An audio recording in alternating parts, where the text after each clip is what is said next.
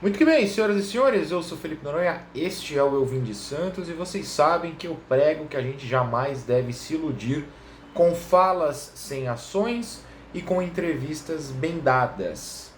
A gente tem que esperar a prática, mas é inegável que nesta terça-feira Pedro Caixinha deu a melhor coletiva de um técnico que eu vi como um jornalista que cobre o Santos. Foi bem didática, foi bem focada em questões táticas, foi bem elucidativa das ideias que Caixinha diz ter sobre o jogo. Por que eu falo diz ter? Porque a gente nunca sabe se vai chegar na hora e ele vai fazer diferente. Queremos acreditar que não, porque, claro, as ideias foram boas. Eu vejo a empolgação da torcida nas redes sociais com o técnico normal.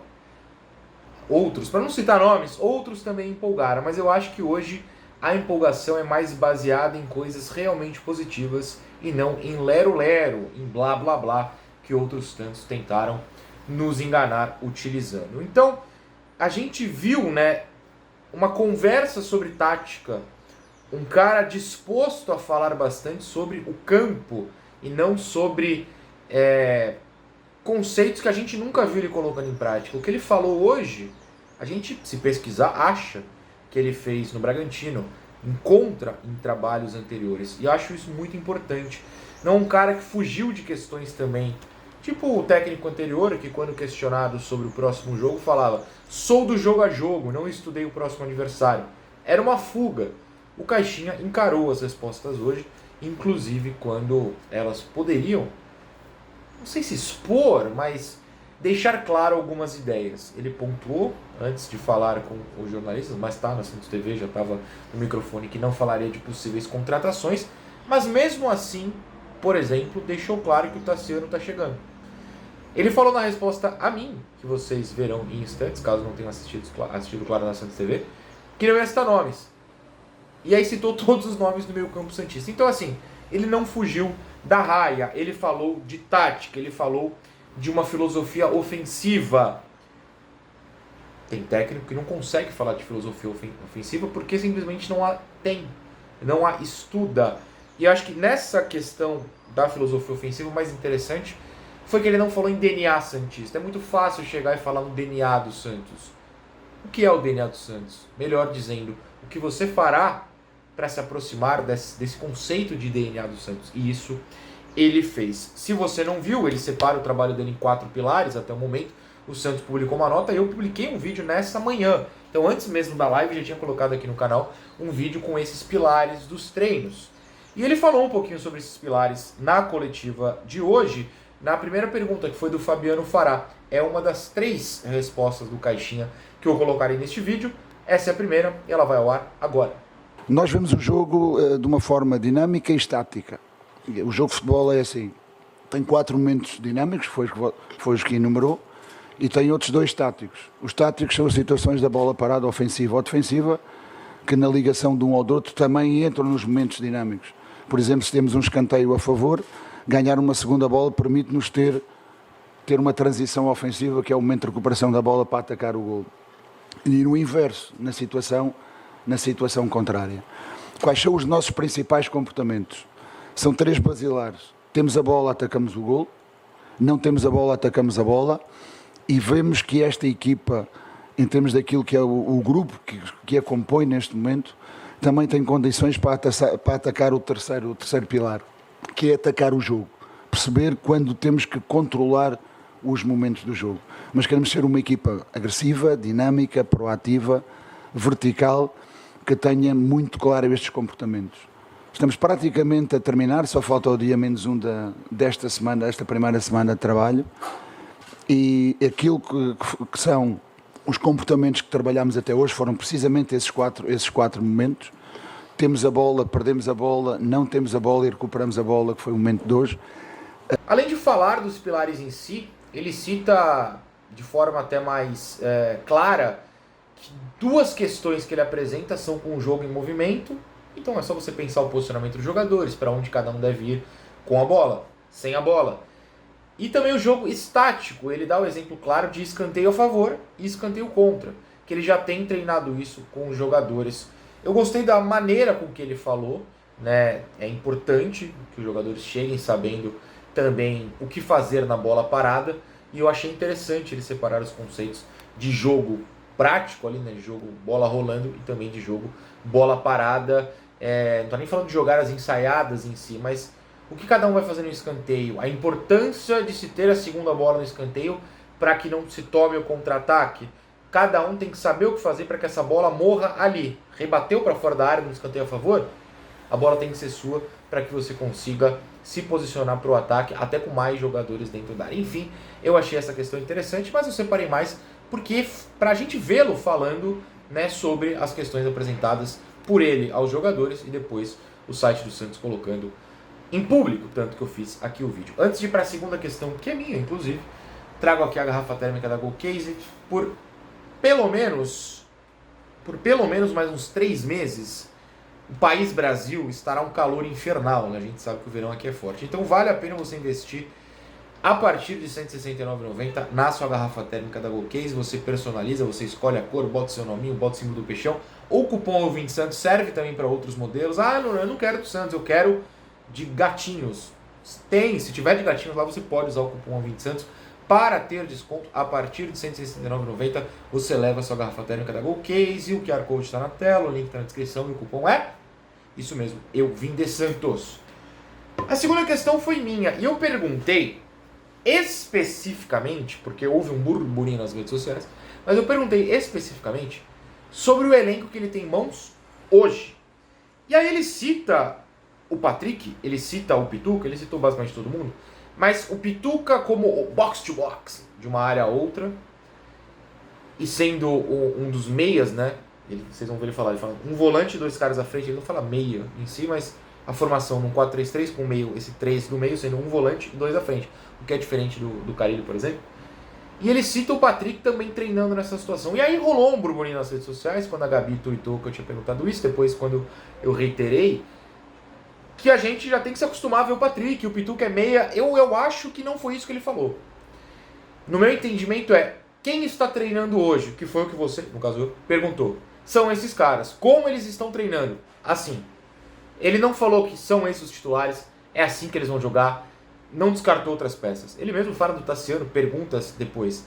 Se chega o Tassiano, se chega o Thiago Maia, o Patrick vai estar lá nessa posição? O Pituca vai estar lá nessa posição? Ou eles vão ter a sua posição em campo alteradas? É algo a se pensar. A minha pergunta foi sobre o elenco atual, porque eu queria até arrancar se ele ia falar, não, eu estou treinando com o Soteldo centralizado, uma coisa diferente. E ele deixou claro que está treinando com esses caras no meio campo. Então assim, vocês vão ver a resposta agora, mas eu não me preocuparia tanto por ele ter citado o Patrick, citado o Pituca mais avançado. Meio que é o que tem até o momento, mas vamos ver ele falando. Boa tarde, Felipe Noronha, ouvinte Santos. Sua primeira resposta, você citou filosofias de jogo, modelos de jogo, e principalmente lá na parte da frente, no ataque. Hoje o Santos não tem tanto meia assim. Claro, tem vários jogadores de meio campo. Meio clássico, armador e tal. Você enxerga alguém nesse elenco hoje fazendo essa função? Você tem treinado com alguém nessa função? Ou é algo que você enxerga, por exemplo, os volantes, por assim dizer, fazendo, se aproximando da área? Quem que pode ser esse cara para chegar na área no seu elenco hoje? Não vamos falar de nomes, mas aquilo que temos treinado é uma estrutura de base de um 4-3-3. Esse 4-3-3 que estamos mais... que queremos que seja a nossa prioridade é 1-2 na configuração do triângulo do meio campo. Pode ter alguma dinâmica de passar para 2-1 ou uma posição híbrida onde um segundo jogador estará numa posição intermédia na configuração desse triângulo do meio campo. Por hoje temos praticamente 6 jogadores, o que quer dizer 2 para cada uma da posição, 2 volantes, 2 meias que estão a trabalhar nessa dinâmica e sim, queremos que os 2 meias mais ofensivos tenham a capacidade de pisar na área. Tenham a capacidade não só de pisar na área, mas a capacidade de terem também golo. Um dos jogadores que está no elenco que gostamos muito e já seguíamos há algum tempo é o Diego. O Pituca tem essa capacidade, tem golo, tem cota de golo, tem box-to-box e dá-nos perfeitamente essas garantias. O Ian, que é um jogador mais novo, não conhecíamos, está a trabalhar connosco, mas também tem um pouco essa capacidade. O outro que está a trabalhar nessa posição é o Patrick.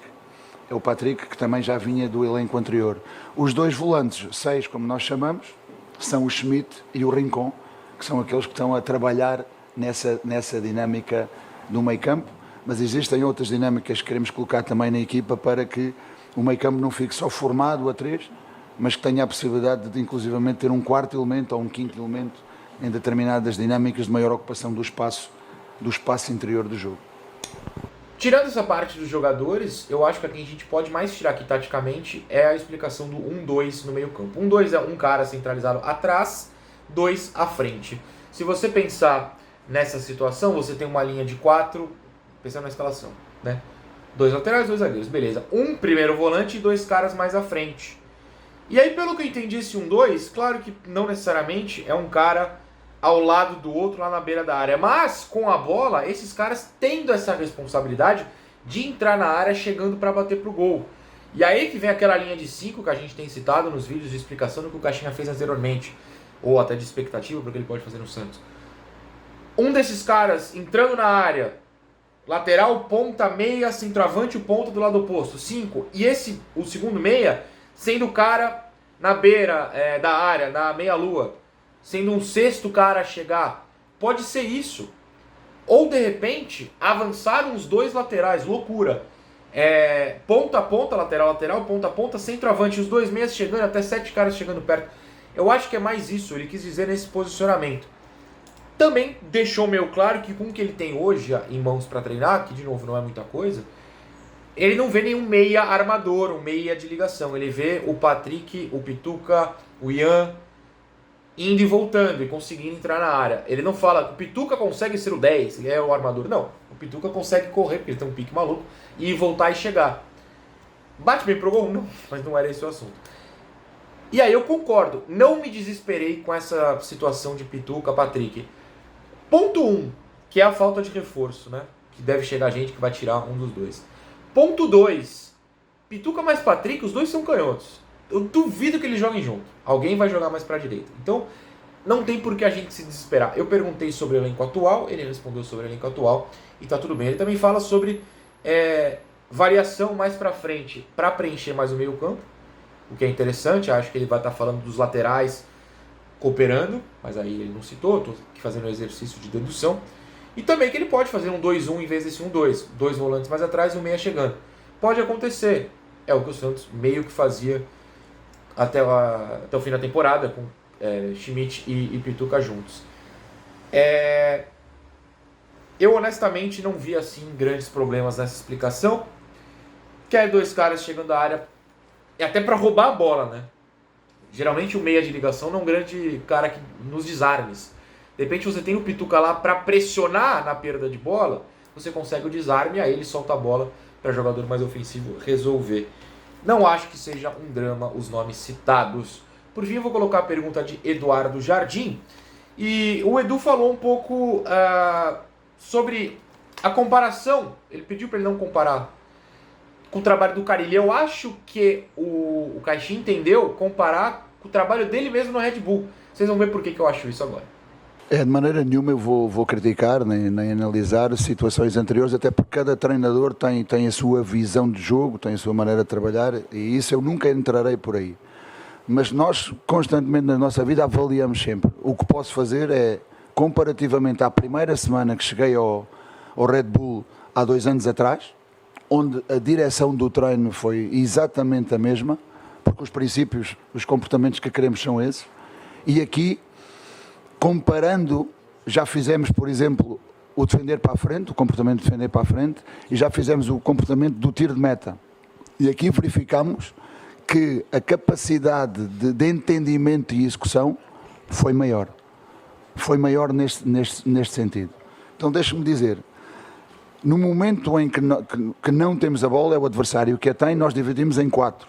O primeiro é o tiro de meta, porque queremos pensar sempre o mais próximo possível do golo adversário. E no tiro de meta toda a gente já sabe, não é novidade nenhuma, nós marcamos individual nesse momento. As referências são individuais de pressão, para depois, quando a bola entrar em determinada zona, possamos concentrar e criar uma zona de pressão. Revejam aquilo que foi o primeiro ano nosso no Red Bull e revejam o Brasileirão do ano passado. Quantas equipas passaram a adotar essa mesma medida, comparando uma competição com a outra? Nós vamos querer ser fortes nesse momento. Depois, se queremos que a equipa seja proativa, Não podemos estar na espera do adversário, na espera que o adversário nos ataque para nós podermos defender numa determinada zona. Queremos ser nós a atacar a bola para a frente. Então queremos que a equipa jogue num bloco alto. Para a equipa jogar num bloco alto, a última linha tem que estar na linha do meio campo.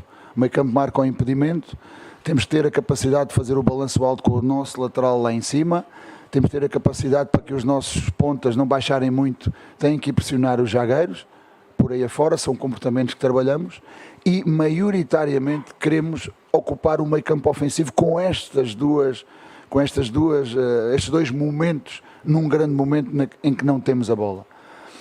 Temos que passar por momentos em que o bloco está médio, claro que vamos ter que passar e vamos ter que o dominar. E aí vamos ter que marcar zonas de pressão em função de situações definidas. Vamos ter que passar momentos em que defendemos o nosso golo e o bloco está abaixo, claro que vamos ter. E vamos ter que saber fazê-lo também nessas circunstâncias. Mas aquilo que queremos maioritariamente é que a equipa ocupe um meio campo de ataque. E essas duas, tiro de meta quer dizer que estamos a chegar muitas vezes à área adversária, certo? Estamos a finalizar. E ganhar a bola próximo do golo adversário também nos permite o outro ponto que trabalhamos hoje, que é quando recuperamos a bola. Ganhamos a bola, a prioridade é que o primeiro passe seja executado para a frente na direção do golo, estando mais próximo e com menos adversário a vencer, se calhar a probabilidade de êxito também aumenta.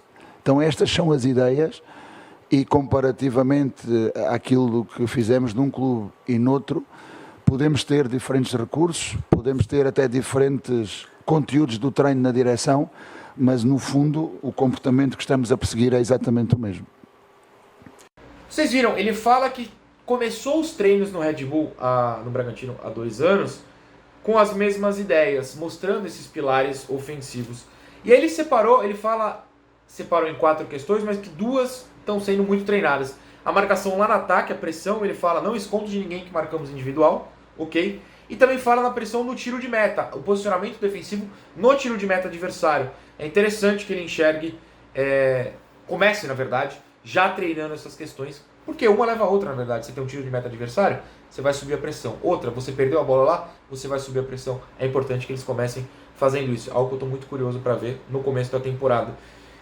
E fala que assim, não é que se descarta totalmente, mas que ele não quer jogar com o time à espera. Ele não quer um time perdendo a bola, recuando. Ele não quer um time recuperando a bola, tocando para trás. Tem que jogar lá na frente. Só que tem um pontinho que dá uma quebrada, uma preocupada, melhor dizendo, que ele fala, se a gente for marcar lá em cima, que é o que eu quero, a zaga tá no meio campo. Então precisa de gente veloz, porque o Gil não vai conseguir correr para trás assim não. O Basso, ele perdia da velocidade do Gé do Palio na Série B. O Luan Pérez está inteiro? Espero que sim. O Luizão tá se destacando nos treinos? Vamos ver. O Zé Ivaldo tá bem? Não treinou ainda, claro, mas espero que sim. Então, assim, é algo que eu quero ver. Algo que me chamou a atenção pro lado preocupante. A gente sabia que ele ia marcar lá no alto, mas com a confirmação, com a zaga em linha alta, quero ver o que ele vai fazer, quero ver como ele está preparando estes zagueiros. Lembrando que quinta-feira tem um jogo treino contra o Atlético, que é da Série B, eles subiram da C para B do Brasileiro, é um time de Minas Gerais, o Ricardo Oliveira chegou a jogar lá, e é um jogo treino interessante, né? Um time de Série B, geralmente jogo treino é contra o time de, sei lá, da 3ª, 4ª divisão do Paulista, Série B nacional, é um jogo treino interessante. Vamos ver o que vaza, os posicionamentos, as escalações, porque daqui, hoje é dia 7, 9 dias, tem Peixolas em campo. Tô nervoso, mas eu tô ansioso, porque a gente sofre, mas a gente gosta. Beijo, tchau.